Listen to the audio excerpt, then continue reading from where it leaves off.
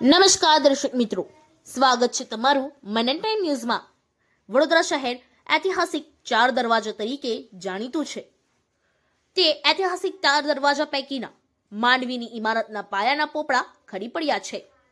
આ પિલરોમાં તિરાડો પડી ગયેલ છે, તેમ છતાં આજ દિન સુધી આ મામલે શહેરના શાસકોએ ધ્યાન દોર્યું નથી, જેના પાપે આજે શહેરની આવી ઐતિહાસિક અને હેરિટેજ ઇમારતોની જર્જરિત હાલત થઈ ચૂકી છે। ત્યારે શહેરના ચાર દરવાજા વિસ્તારના સિનિયર સિટીઝનોમાં રોષ છે, પણ હાલના શાસકોમાં પાણી નથી અને શ્રીમંત મહારાજા સર સયાજીરાવ ગાયકવાડની નગરીની તે સમયની આ ઇમારતોની જાળવણી કરવામાં તદ્દન નિષ્ફળ નીવડ્યા છે, જે દુઃખની બાબત ગણાવી છે। વધુમાં તેઓનું કહેવું છે કે શહેરની મધ્યમાં આવેલા માંડવીના પાયાના પિલ્લરના કાંગરા ખરી રહ્યા છે।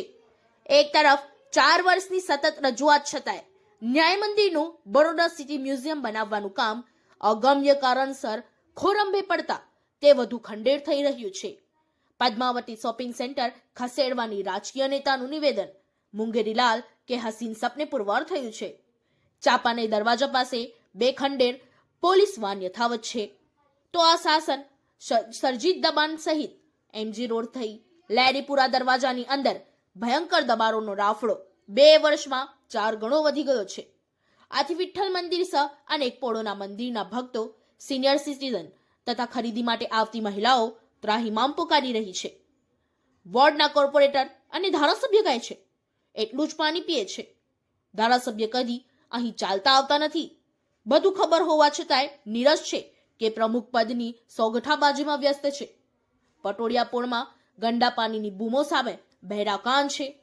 અનેક લોકો વિસ્તાર ખાલી કરી બહાર રહેવા જઈ રહ્યા છે। નરસિંહજીની પોળ વાસણ બજાર થઈ જતા ટેમ્પોની અવરજવરથી રહેવાસીઓ અને ટેમ્પો ચાલકો વચ્ચે ઘર્ષણની ઘટનાઓ વધી છે। સૌથી ગંભીર બાબત તો એ છે કે આ ભીડ ભેળવાળા દબાણો વચ્ચે દર્દીને લાવવા લઈ જવા એમ્બ્યુલન્સની અવરજવર અઘરી થતા જાનનું જોખમ વધ્યું છે।